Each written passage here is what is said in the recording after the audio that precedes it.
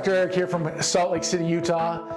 Today we're going to talk to you about our latest blog, which is on scoliosis and decompression therapy. This is a fantastic topic and it's totally in our wheelhouse because at Creekside Chiropractic we specialize in a technique called chiropractic biophysics. Curves are our thing. This is what we do here.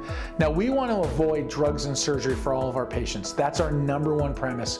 No drugs, no surgery, especially unnecessary surgeries.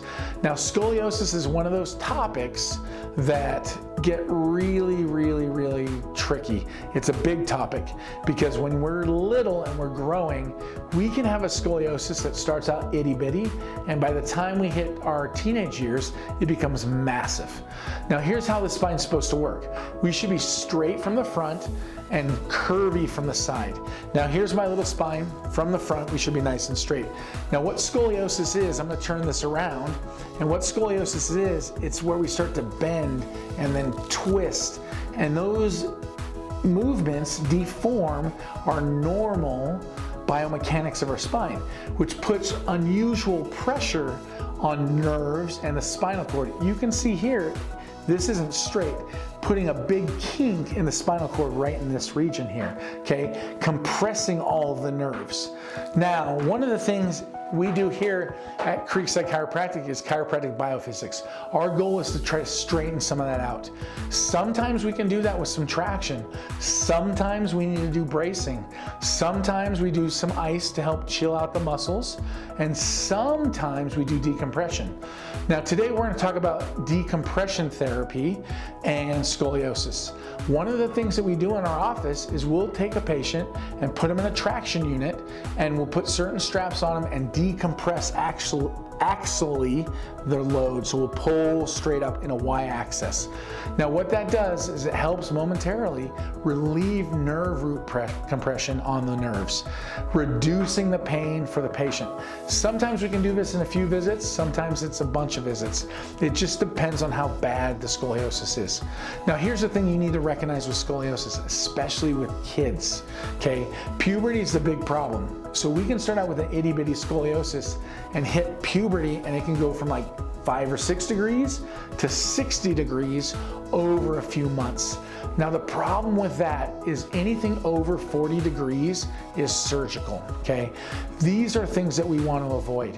Let me tell you a story about a patient that I had.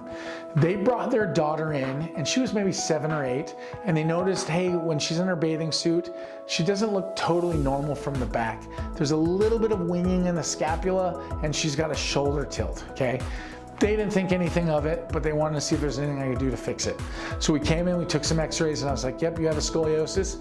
The scoliosis that's there is about 5 or 6 degrees, okay? Now, they didn't want to do any treatment at that time, and they said, nope, we're gonna hold off. We're just gonna see if it progresses. Those are the scariest words with scoliosis, progression, okay? The reason why is because when we hit puberty, those bones go from 5 or 6 degrees of angle to like 30, 40, 50 degrees of angle. Now in this particular case with this patient, they didn't do anything. And when she was 13, I got a phone call back, and her scoliosis was very noticeable.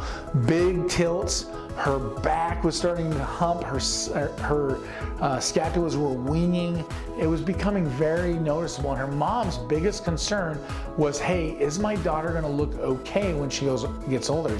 Is she gonna be able to date? Is she gonna be able to do these things? So we took x-rays of her.